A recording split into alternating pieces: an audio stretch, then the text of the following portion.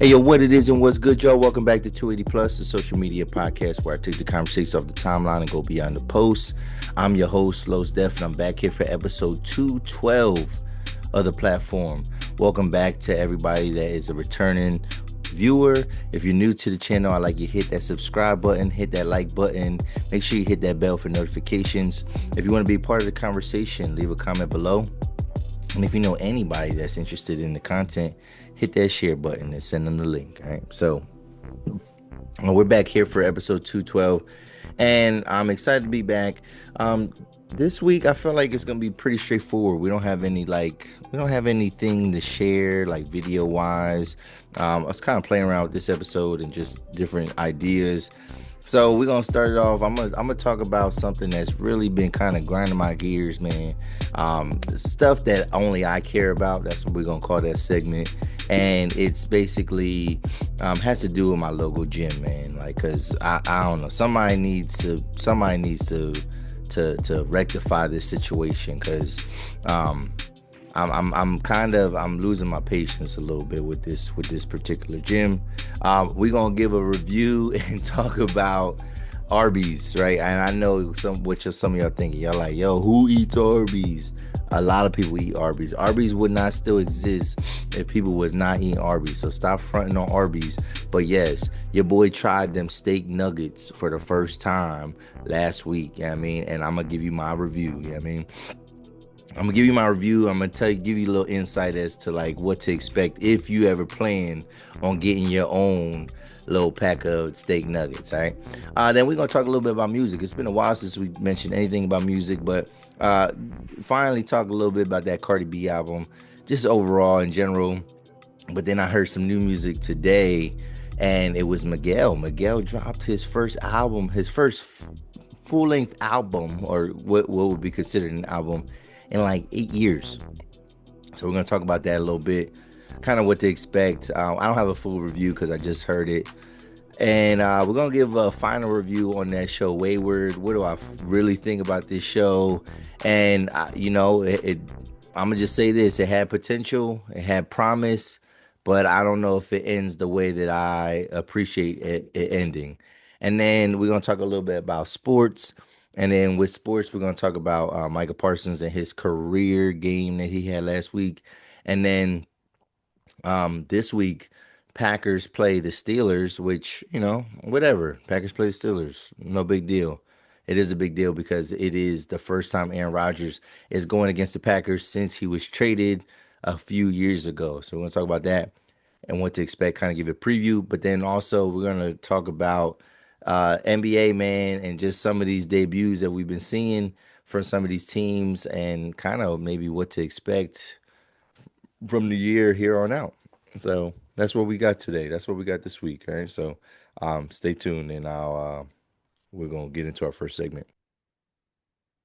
All right. So yo, guys, it is, cold and flu season, man. Make sure you're taking care of yourself, man. Make sure you fortify yourself with some vitamin C, get that immune system working, man, because just I was sick like last week or the week before that, I think, and it's just it lingers a little bit. That's the problem with being sick. It lingers, and it's not fun, man. And I feel like the older I get, like, getting sick feels worse and worse. You know what I'm saying?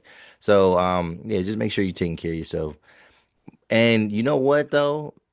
Now that I think about it, I think this place is what led me to being sick though. When I think about it, because it's not safe, man. So this segment we're gonna call things that only I care about, right? And I ain't gonna lie, man. I told y'all, man, I've been consistent, man. I've been going to the gym crazy. I think in terms of consistency, and because like I'm going to the gym at a certain time now. Like this is I've been going to the gym, you know what I mean? But like in terms of consistency, this is like a different level. All right. So let me just check the history real quick.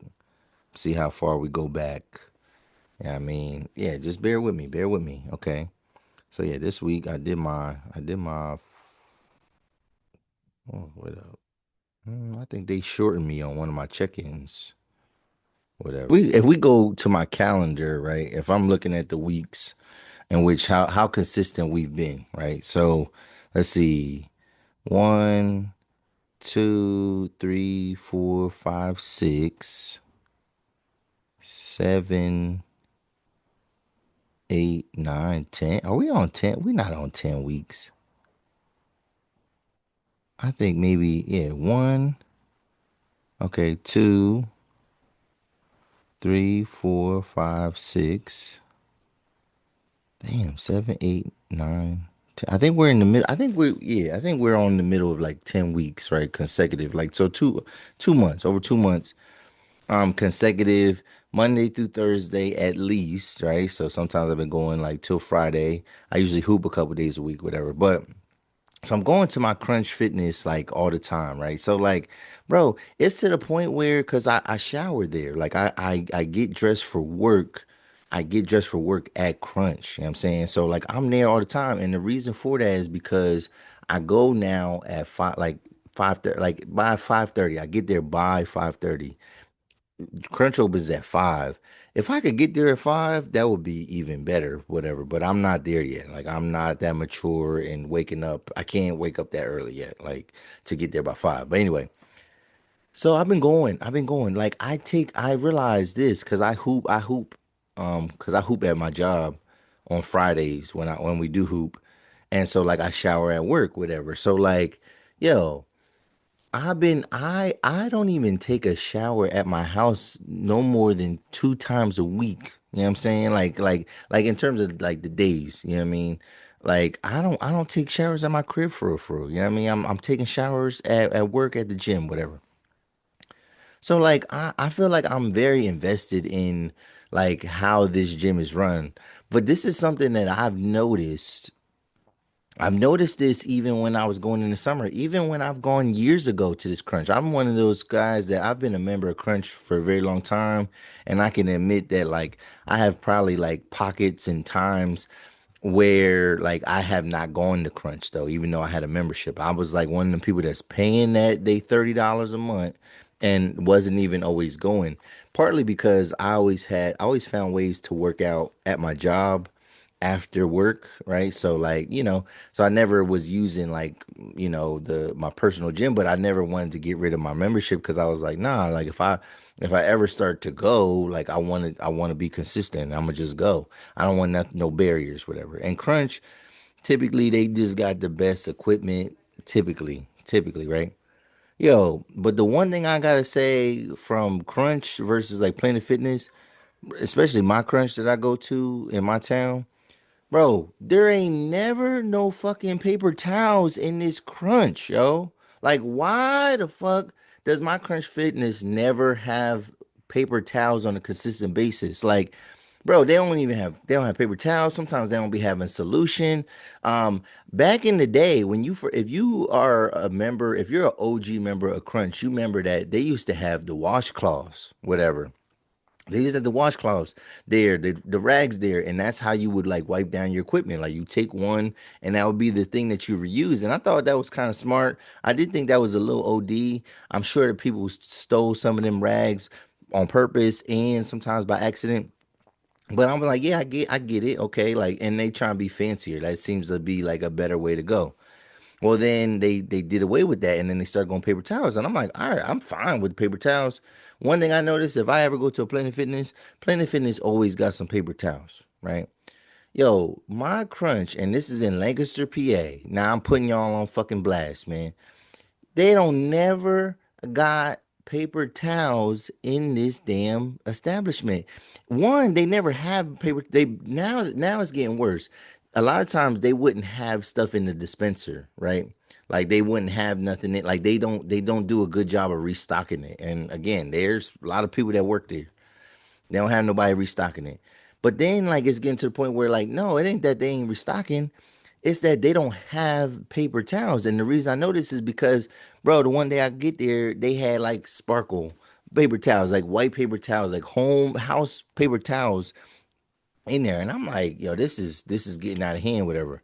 I asked the dude up front, I'm not gonna put his name out there, but I asked the dude up front, I said, what's going on, man? What's the paper towels? He said, oh, I don't know, man. I don't know what's going on? Like, I think they ordered some. I know we had to buy some and this and that. He's like, man, I can't even buy none out of my own pocket if I wanted to right now. Like, there's nothing open because yeah, it was 5 in the morning, 5:30 in the morning. So I'm thinking like, yo, I'm like, how the like if I'm thinking about a gym, right? Like if I'm thinking about a gym, if I think about the things that are like consumable that get used on a daily basis and things that I would have to order and for my inventory, I would think that it would consist of like soap for the soap dispensers, right? It would be paper towels, it would be the cleaning solution. What else? What else do you regularly have to buy and keep on deck, whatever? Right? Paper towels, the cleaning solution, like the disinfecting solution, and then maybe yeah, soap for soap dispensers, toilet paper for the bathrooms, whatever. What else? Nothing else, whatever. So why does it seem like it's so difficult? Why does it seem like it's so difficult for this establishment to keep that stuff on deck? Because to me, you can never order too much of it. You can never order too much paper towels because people are going to use it, whatever. But also, what is my money at my membership? What is that paying for, right? It's not paying for like I know these people ain't making a ton of money, whatever. So I know it ain't paying salaries. So like, why isn't that going towards the supplies? Do you know how many people probably subscribe to this particular Crunch Fitness, right? Do you know how many people? Do you know how many people that subscribe that don't even go? So they basically getting free money, like because they getting people that aren't even using the facilities, right? And they pay every single month because it just comes out every month. Where is this money going, right? What are y'all doing with it, whatever? So and I, it's a struggle, man. Like I'm like again, I'm in there every day. I'm showering there every day, and I'm just thinking like, bro, like I want better services. Like they have an elliptical machine where the arm has been broken for years, right? Like so when equipment breaks, they don't be fixing it. When they run out of consumable supplies, they don't be replenishing, whatever, right? So this is what I'm thinking, right? So like, and this is my toxic trait sometimes. Like if I'm not getting a service that I think I deserve, or if I'm not getting a product that I think I deserve, you know what I do? I don't go to the manager. I'm not writing a letter to the company. I'm gonna put this out and maybe I might tag y'all a little bit and maybe we get some things done. Cause I don't know who owns this establishment, but it's getting annoying. You know what I'm saying? However, because and I go there out of convenience. I go there out of convenience. That's the only reason I go there. I go there because it's like boom, it works. But we could change that. We could make some different arrangements. I mean, if we got to. But my toxic trait is, you know what I think of? I think of like, yo, instead of calling the manager, I'd be like, yo, how much do it cost to franchise one of these things, man? Like, cause shit, man, I can make a killing. I can make mad money if I open up my own Crunch Fitness. You know what I'm saying, bro? So looked up like how much does it cost to franchise Crunch Fitness? Bro, it costs like it could cost like on the low end, which this would be the littlest Crunch Fitness I've ever seen, probably. But like on the low end, it's like 900,000. On the high end, it's like up to like $3.5 million. So needless to say, I ain't getting no crunch anytime soon. You know what I'm saying? I'm not leaving my career and going to run a crunch. But I feel like yeah, they have to be making mad money because they not using it for the facilities. You know what I'm saying? But that's my rant. That's something that only I care about. But what come on, tell me, what gym do you go to and like what is your experience at this gym? Here's the thing. I used to be a loyal Planet Fitness person. People used to clown Planet Fitness, right? And they'd be like, "Nah, yo, you don't even get no like they ain't even got everything there." So I got onto Crunch. Crunch was convenient when my son was little because they had like the little pseudo daycare that you could pay like $5 extra a month, and then like basically it's just like a waiting area for your kids to be in there. So like that was like clutch, whatever. And I sipped the Kool-Aid and I switched, whatever. And now, but I'm looking back, I'm like, yo, Planet Fitness don't never run out of paper towels. I ain't never been to a Planet Fitness where I even had to worry about that. When I go to Crunch Fitness, especially the one in Lancaster, PA, I'm always thinking like, damn, bro, like what's going on? Like, you know what I mean? Like, so when I went this morning, I made sure I brought my own microfiber cloth so I can wipe stuff down. If that's the policy, if that's what you want to do, then fine. But one thing I noticed too, people do not spray stuff down. Like people spray down like the equipment, like the machines. I see people spray that stuff down. I ain't never seen not one person spray down a mat. I'm the only person in the world I think that sprays and tries to wipe off the mat. You know what I mean? I don't know why people don't do it, but it's trifling. And when I think about it, like there's mad germs in this place. That's probably how I got sick in the first place. So, what do you think, man? Let me know about your experience at your home gym, and where should I go if I was gonna switch? Where should I go? Leave a comment below.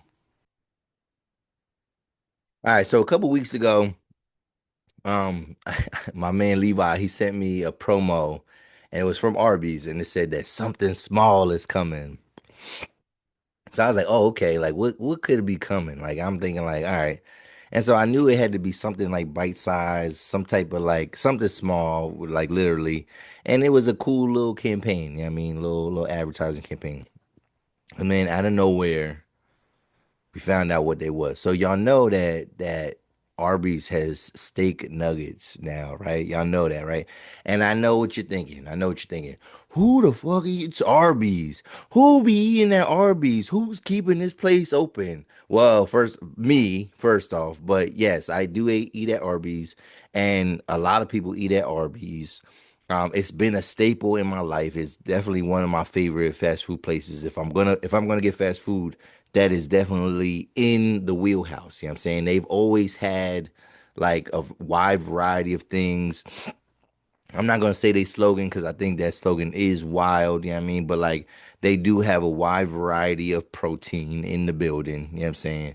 I've had brisket from there, I've had chicken from there, I've had their fish before, I've had obviously the roast beef, and now I've had like yeah, they've had like Italian subs, they've had John Rose there, like I've had different things, man. So the market fresh sandwiches slap like bro, it's good, man. They got the best variety in terms of like fast food. I mean, you can get something really healthy or you can get something really bad for you. But yeah, it's dope. So I seen that they had these steak nuggets, whatever, and I seen Kevin on stage try them Jones, and he made them Jones look good. Now I ain't gonna lie, like me and Kevin on stage is on the same page where we respect Arby's and we know that it's good.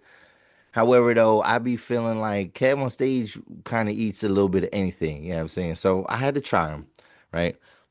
Me and my son, we had a bunch of errands to run, and then we had some free time. So I was like, oh yeah, and I just ordered them, whatever. And he was like, kind of like, what is that? What are you getting? I'm like, I'm getting a steak nuggets. Like, yeah, let's try them. So I tried the steak nuggets, and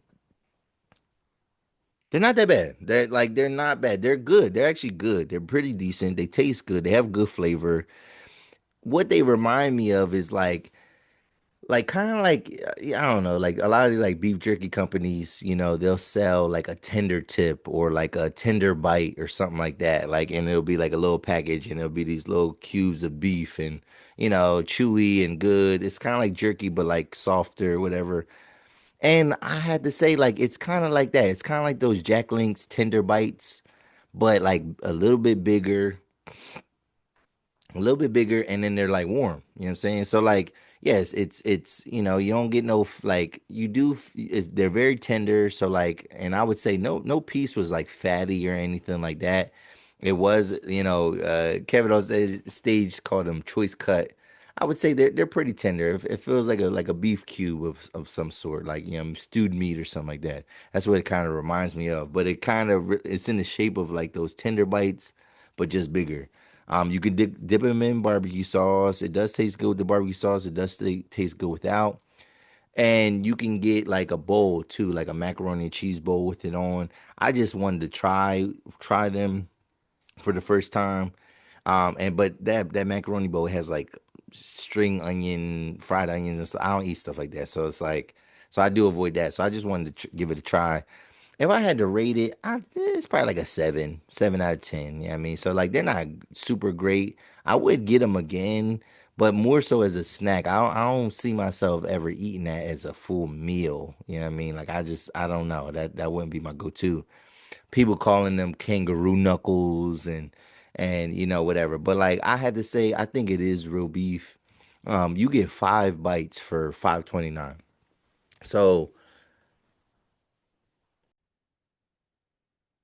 you get 5 bites for 5.29, and I doubt you're getting even a quarter pound of meat. Like maybe you're getting a quarter pound of meat. But like so like it's not like it's costing them a lot of money to give you 5 little pieces of beef.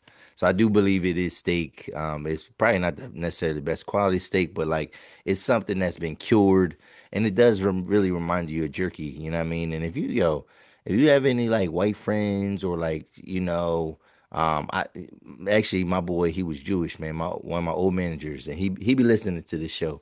He one of the first people I ever knew that made their own jerky, because jerky all it is steak. Like it's just steak. You take it and then you cure it, you kind of dry it out, and then yeah, my man was like on a kick, man. Like yo, my boy Rich, man, he was like, yo, he put me D to so many little things of like culture of like do it yourself type of things that in regards to food.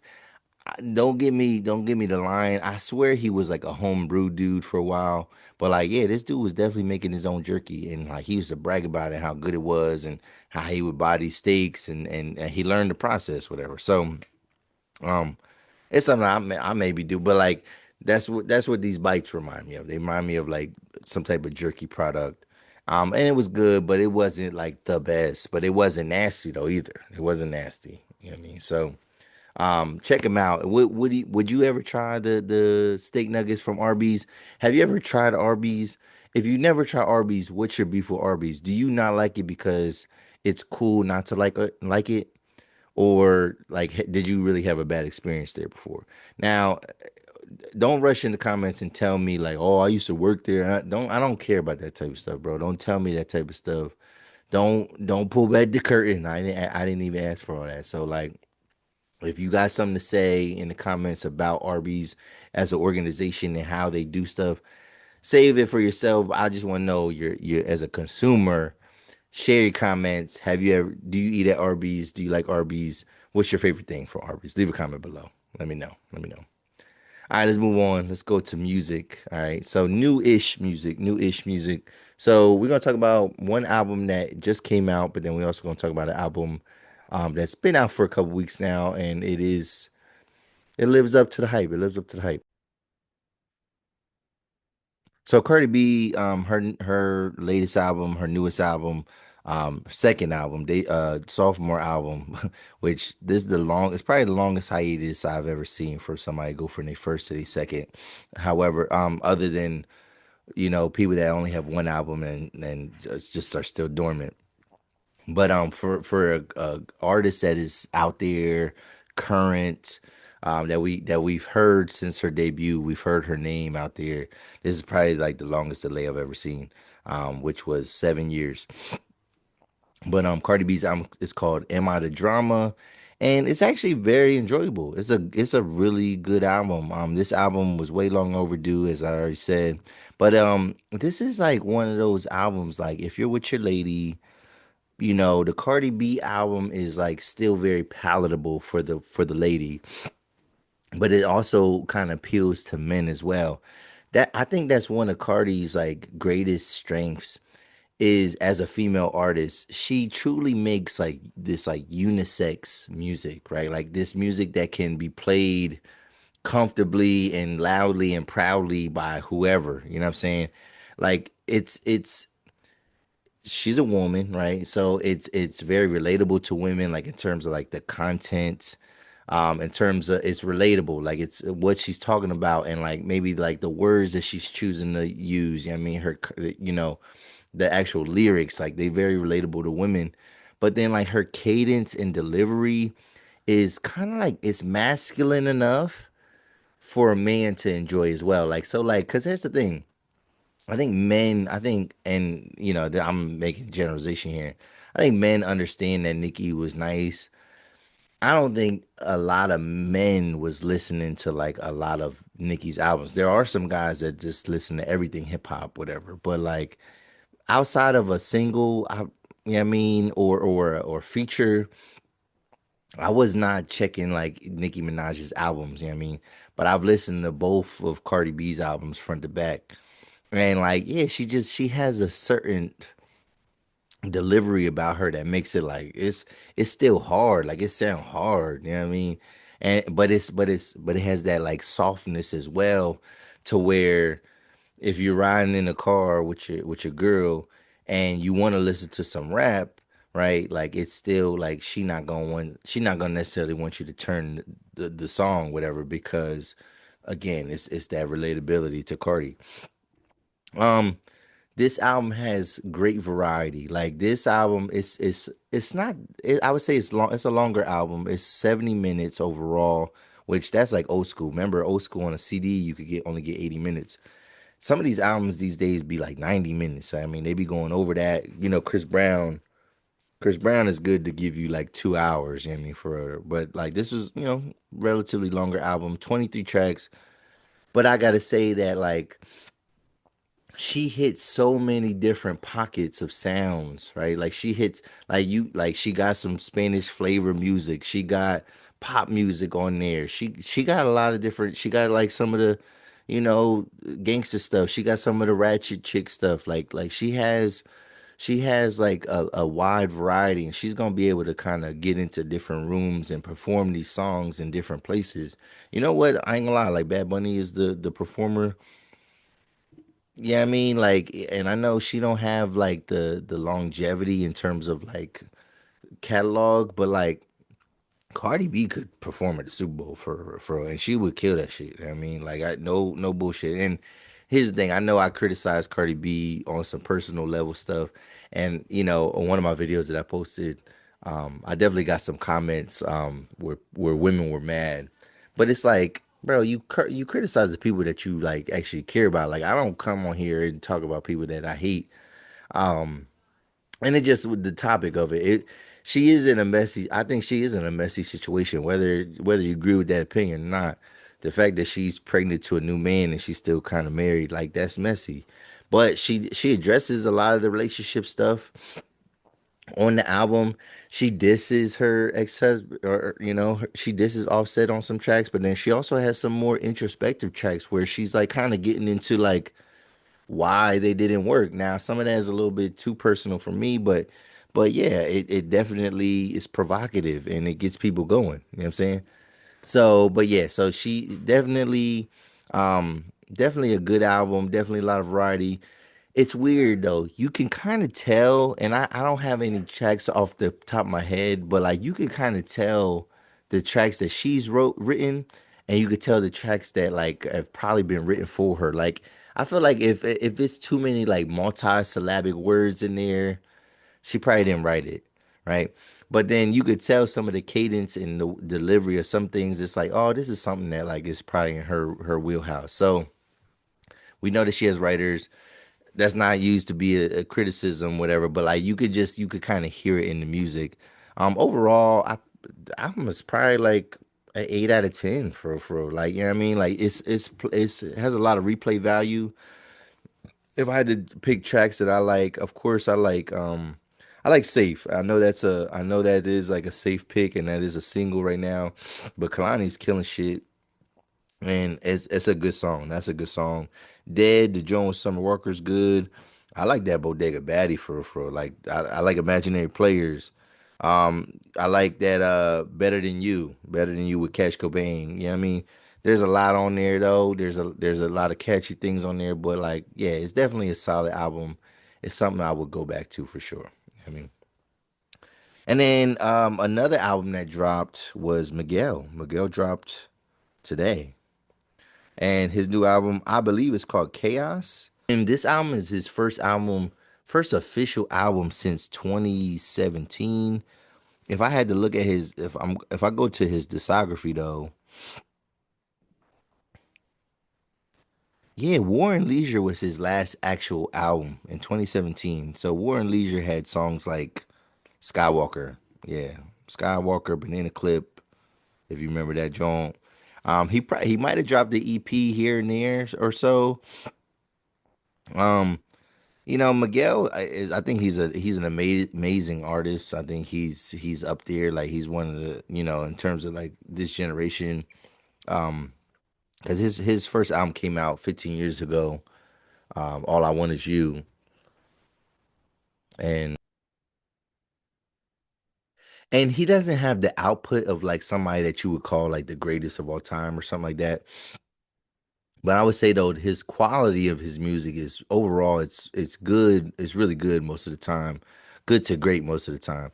So this album I only heard it one time at the gym. So I mean there was a standout track for me that I really liked. It was called New Martyrs, Ride for You. But this album has a lot of like there's a couple tracks that have like Spanish singing on there, like he has Spanish lyrics on there. Definitely a smooth album, but it's a quick album. It's only 36 minutes, 12 tracks, 36 minutes. Definitely something that you can get through.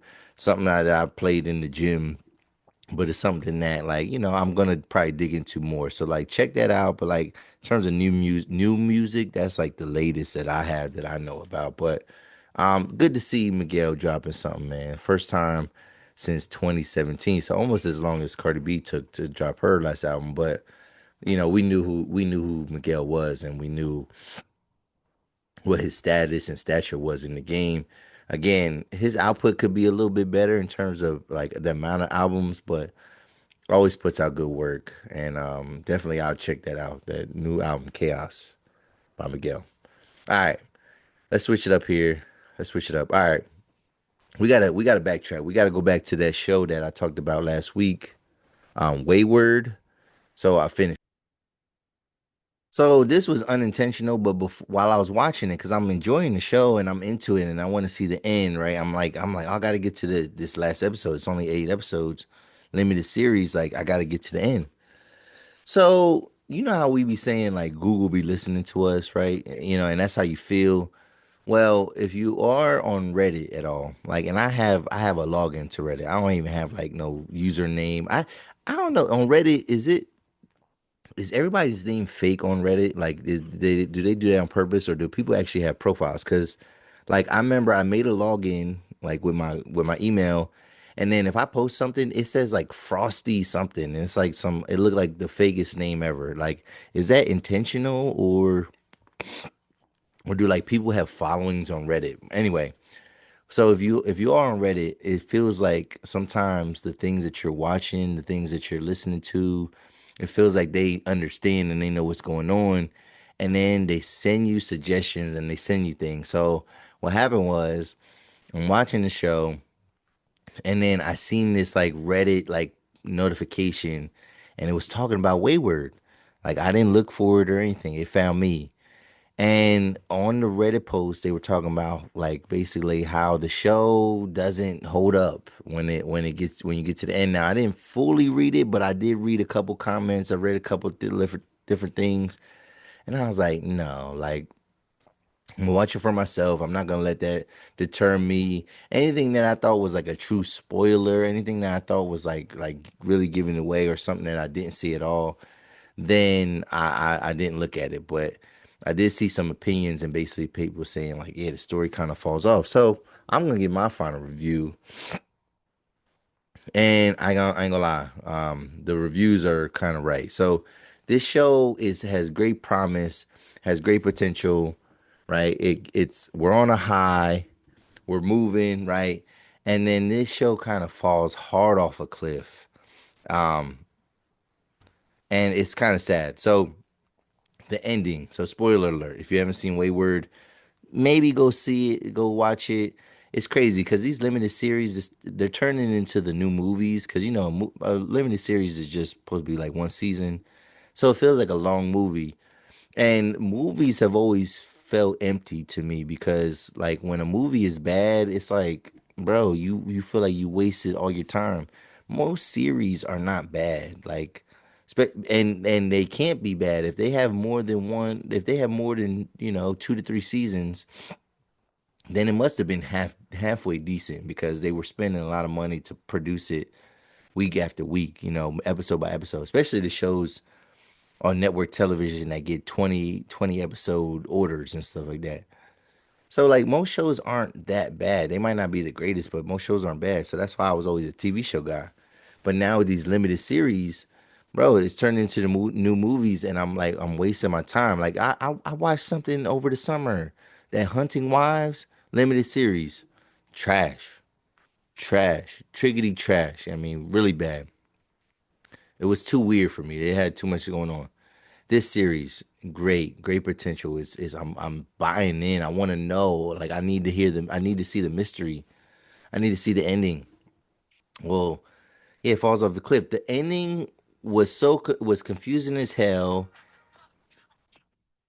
Oh, look at that! I'm listening to Cardi right now.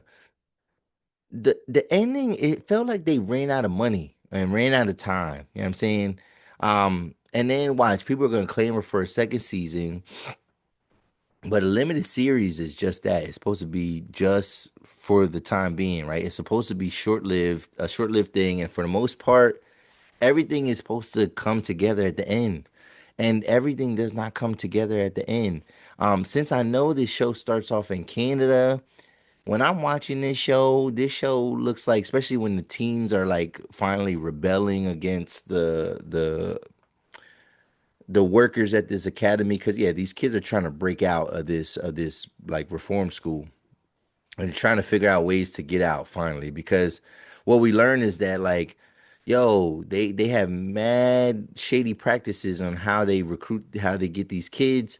I told you last episode that they pretty much kidnap these kids, right? um and it's like very dramatic. But then what happens is these kids become wards of the state, and then like the parents lose all rights to these children, and it's just weird. Like all this like weird bad stuff is happening. Nobody's coming to check on these kids for real. But like since this show, I know it's a Canadian show by origin. When these teens are like doing things like against the staff, it looks like an episode of Degrassi. Like this just feels like it feels like an episode of Degrassi. Like I mean, maybe with some maybe mature looking kids, but like yeah, it gives like Degrassi vibes. Um, the problem with the show, ultimately though, if I had the reason why it falls off a cliff is that no one is really held accountable for the school doing these heinous things. Lila, the one of the main girls, it seems like she just accepts defeat, even though there's like it seems like they've affected the woman that created the school. Her name is Evelyn. It's like they defeat Evelyn. You know what I mean? Like they get her out of here. You know what I'm saying? But like the girl Lila, it seems like I think she was consumed with her guilt. And I think the lady Evelyn kind of filled her head with some like false memories of some trauma that this girl went through.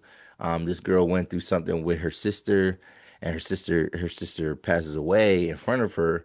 And like we can't even, and the thing is, because they're under all this different like I don't want to say drugs or whatever, they're under the influence of all these different substances. It becomes like when you're watching the show, it's hard to understand who's a reliable narrator, who has a reliable point of view and perspective, and who is under the influence.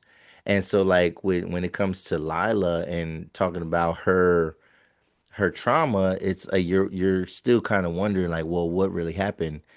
I would say what really happened is what she told her friend Abby, and basically like her sister kind of just struggled, and like she did try to help her sister, but like Evelyn is filling her head with these memories that make her feel like she just let her die, and I don't necessarily think that was the case.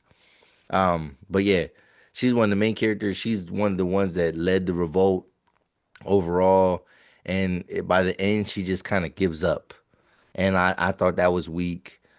um Abby, like there's this weird scene at the very end where like she finds the car that the cop leaves for her, and then it looks like the cop is like about to leave with the baby because the cop's wife has a baby, and it looks like, oh, they're about to leave, but then they cut over and like she's still at the house. So then it's like it's confusing. It's like, well, what actually happened? Like, did Abby even leave? Did anybody chase her down in the car like they showed? I don't even know. I don't. Did Evelyn end up living? I bet you it's the noise is gonna be loud enough. They're gonna force probably a second season, and hopefully that is the end. But like the way that ended, I feel like they left a lot of things on the table. They had a whole origin story that we didn't really get to touch on.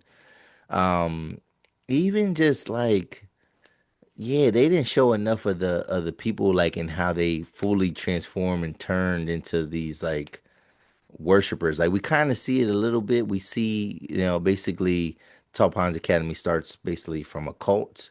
And this lady, she was like the second in command, and she like they take the cult leader out, and like she becomes like the new cult leader. But like it's just weird. It's just weird. There's a lot of holes in the plot. And even like just how things are going down, you're watching and it makes you start to hate watch it. And like you start to nitpick and criticize every little thing. So that's how that show kind of goes. But I don't know, man. I hate to do this, you know what I mean? Because I was so hype about it. I would say that if I had to rate it, because the story is still promising, it's probably like a 5 or 6 out of 10, 6 at the most out of 10. But like, it's not. Nah, I don't think I don't even know if I'm watching the second season if it ever comes out with one. You know what I mean? But like again, the way it is, usually Netflix will tell you like, "Hey, it's coming back for another season."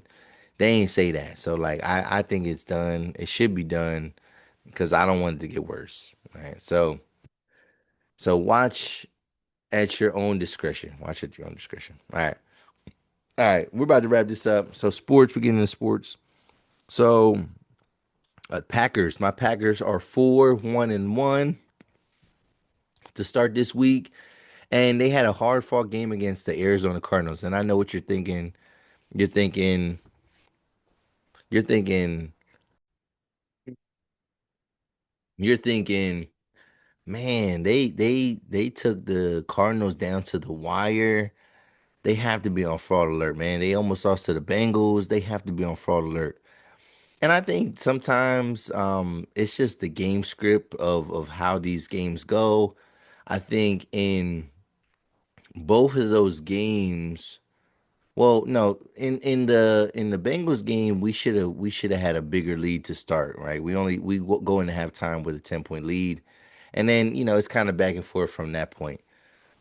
With the Cardinals, we were down, and then we had to kind of fight. We had to fight back. But I would say that there's been pockets in our season where our offense has looked slow. Like it's been slow to start. The only time where we were scoring at will, scoring almost every possession, well, it was the Washington game, but then it was the Dallas game because we had to score to kind of keep up with them. Because after we showed that we couldn't stop them, after yeah, I mean, we just had to, and we kept scoring. Like we kept scoring touchdowns. So like our offense has the potential, but the reason why our offense doesn't always look good is because we have a slow paced offense. Like we take our time. And then whenever we have a lead in the second half, it feels like we're playing not to lose as opposed to playing to win. And then we get really conservative with our play calling. I think we have a really good running back that we like to lean on, and he's the type of runner that gets stronger and more clutch as the game goes on. However, that puts a lot of pressure on your offensive line to like because especially when teams are kind of keying in on you, they're putting 8 in the box, and then you don't have a lot of the later in the game, you don't have a lot of room for error. You don't have a lot of margin for error. So like, yeah, Josh Jacobs can run for like these gash runs, but then all it takes is for one or two incomplete passes, and then now we're behind the sticks, and then he's getting in it, and it might be a short yardage situation, and he gets tackled for a loss. You know what I mean? Because they made one play. You know what I mean? All the team has to do is make one play on us, and I think that we need to do better on first and second down. I think we do need to pick up the pace a little bit. They say we average like 62 plays a game, and that's low. Like teams be having like 80 offensive plays. in a particular game, and we be having like 62, and like we slow the game down. I think they need to speed it up a little bit. They don't got to go like Chip Kelly high tempo offense, but we do need to play a little bit faster, and we need to put the ball in Jordan Love's hands a little bit more so he can make plays. He's not throwing a lot of picks, so he's not turning the ball over. So like put some more trust in him. I know we're waiting for some of these weapons to get back, but like even when the weapons come back and we have all these receivers, are we going to utilize them? You know what I mean? Like it's hard to be a good receiver in this offense because we spread it a little bit too much. We spread it thin a little bit. But yeah, I'm wondering what it's gonna look like. Um, but yeah, so Micah Parsons though, speaking of Micah Parsons, he had the best game of his career against the Cardinals. Literally the best game of his career. He's never had 3 sacks in one game before, and he does it as a Green Bay Packer in his fifth season. Shout out to Micah Parsons. Mike in that game, the Packers against the Cardinals, the Packers had 6 sacks. Micah Parsons had 3 sacks. He would have had a fourth sack, but He got called for the hip drop tackle. So like he didn't get credit for that. So he had 4 sacks. He had 5 quarterback hits, 5 tackles. He was killing. I think Quay Walker had a sack and a half. We had Kingsley Enagbari had a half sack. If Michael Parsons had three, 4.5, 5, and I think Rashawn Gary had a sack too. So yeah, I think Rashawn Gary has like I think Michael Parsons has like 5.5 now. I think Rashawn Gary has like 5.5 now. So like, we only played 6 games. So that's good pace, man. We're doing good. The secondary does need to improve. The secondary needs to step up a little bit. And now it looks like they're playing Nate Hobbs on the outside. I think they need to put him in the slot where he's more comfortable because he's getting torched out there. I keep hearing all these rumors about us looking for to make a trade. If we're going to trade any of these like players that we think are expendable, like if we do trade Kingsley Enagbari, if we do trade Dontavian Wicks or Romeo Dobbs, we better be getting a quality corner for that. Or like, come on now, like is Stephon Gilmore out there? There gotta be a veteran cornerback that's like a mercenary that we can put out there and just to kind of shore up the defense a little bit, somebody that's solid because if Nixon goes down, if Carrington Valentine goes down, if Hobbs goes down, even though he's not playing that well, we're super thin in the secondary, and we gotta bolster it up. We gotta get better, right? So, what do you think? What do you think? Leave a comment below. I think Xavier McKinney needs to like make some more plays, but like Micah Parsons definitely showed us why we paid him the money that we paid him. Man, he balled out, and that's why you get a guy like Micah Parsons. And so I think a game like that is gonna just it's not a fluke. You know what I mean? That's gonna just energize him, and I think he's figuring things out on the defensive end. And people might say, "Oh, it's against the Cardinals." Bro, sacks are sacks, man. Like I don't care who you got up against you, man. Make the sacks. Yes, better quarterbacks are gonna try to get rid of the ball a little bit quicker. They're gonna key in on you more, but like you gotta dominate who's in front of you at any given time. Sticking with sports though. So yeah, big game on Sunday. I was supposed to go to this game. I was trying to go to this game. I got the lead on some tickets. Man, somebody quoted me basically for tickets that was half the price than what they really were, and then that changed the whole complexity of me trying to get these tickets because they were basically double the price, and my boy wasn't down to go when the tickets were quote unquote more expensive. So when the tickets got double, he was like, "Nah, I'm good, man." So yeah, I was supposed to be at that game, so I'm pretty sad. But this is the first game. So playing the Steelers, big deal. This is the first game though that Aaron Rodgers is returning to Lambeau Field. Now I like how Rodgers has kept it professional. He said like this is not a revenge game. Like he doesn't have any beef against the Packers. You know what I'm saying? Like Packers didn't do him wrong necessarily. So he said this is not a revenge game, you know. I don't think anybody's necessary, even Matt LaFleur, it's not a revenge game. Like we're playing the Pittsburgh Steelers. We're not just playing Aaron Rodgers. We had to worry about their defense as well. Aaron Rodgers only plays one side of the ball. and we can do what we can to reduce his effectiveness. But at the end of the day, we got to score on offense as well, and he can't help them with that. So Rodgers is going to be playing against guys that he's never really played with. So, and that's a good thing, I think. I think there's a few guys still remaining. Quay Walker, I think, played with Rodgers. I think that's it though. I think everybody else kind of came. Maybe Keyshawn Nixon. He had Keyshawn Nixon and some of the receivers, but like again, he's not, and Jordan Love, but he's not. He can't help them out on offense, or he can't really help them scheme too much against us. And I'm sure that they changed the terminology, but I'm looking forward to this game. I think the Packers, if I had to make a prediction, I got Packers 27, Steelers 21. It's going to be another close game. I do got the Packers winning. I think Josh Jacobs is going to have a good game. I think Jordan Love is going to have a good game. And I think we're going to get a turnover or two. I know Rodgers does not throw too many picks, but I think we're going to get a turnover or two in this game. I think he's gonna throw a pick on us, and I do think Micah Parsons. We're gonna get a couple sacks. We're gonna get at least 2-3 sacks in this game. So, but it's gonna be still hard, close fought game. I got a 27-21 Packers. Right, and then last thing, very last thing, last but not least, have you seen some of these debuts? Well, one debut that comes to mind, obviously, we think about Cooper Flagg, the number one overall pick. Well, he ran into Victor Wembanyama. So if Victor can stay healthy, like he is the scariest player in the NBA. Now he is bimp as hell, but like my man dropped 40 points last night. 40 points in the season debut. 40 points, 15 rebounds, 3 blocks. He was killing, man. This guy can shoot the ball. He can shoot the ball. He dunks without jumping. He dunks standing up, like literally just standing up. That's how long his arms are. He looks fake. He looks like a cartoon character. I do worry about his size and him being able to stay healthy. I just don't think that's really gonna be a possible thing. But it is what it is. Cooper Flagg had 10 points and 10 boards. He didn't get I don't think he didn't get his first points until like the third quarter. And so and he struggled from the field. I think he was like 4 for 13. Didn't play that great, but the fact that he still got 10 boards, it means that he didn't give up out there. It means that he's still hustling out there. And one game does not make your career.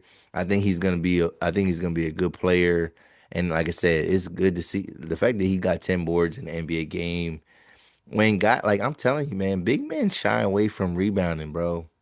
Big men shy away from rebounding. Like you would think there's some big men that would average easy 10 and like yo, they get like 6 boards a game. Like they don't really be crashing like that. But I think Cooper Flag is gonna be good. But the Spurs might be nice this year, man. If Victor's healthy, I think they're a winning team. But he got hurt last year, and it ruined everything that they had going on for them. But they got De'Aaron Fox, they got Stephon Castle, they have Chris Paul, they got Victor. We'll see what they look like. See what they look like, and then, man, I'm going to some Sixers. I gotta go to at least I'm going to the Sixers game with my son for sure, but then I said something to one of my homies. I said, "Yo, we gotta go to the Sixers game." So that might be the same time, but I gotta get to a Sixers game because that boy VJ Edgecombe is nice. So he just set a record in his debut against Boston. Well, not just against Boston, but debut in for the most points by a rookie in the first quarter in NBA history. He dropped 14 points in the first quarter and he sustained that output throughout the game. He dropped 34, right? He went 13 for 26. Bro, a rookie taking 26 shots is big time right there, but he's fearless. The Sixers end up winning by 1 point. Tyrone Maxey had to have 40, but my man had 34 points.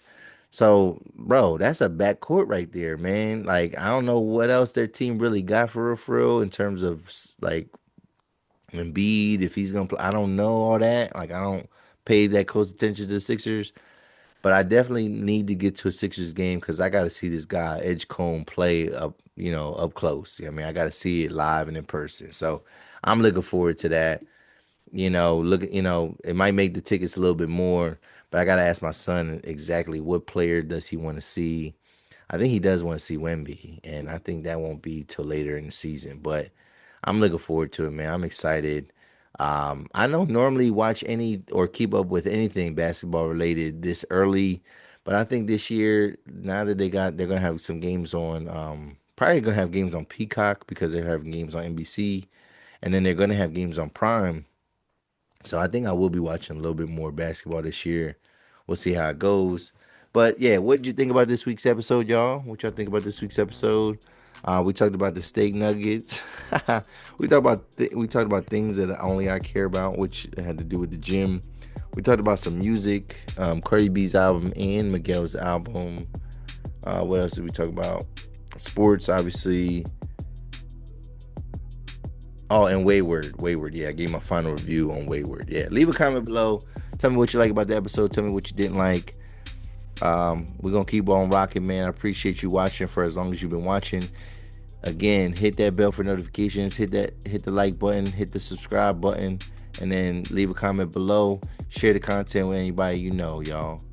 This is episode 212 of the 280 Plus podcast. I'm your host, Lo Steph, and I'm out.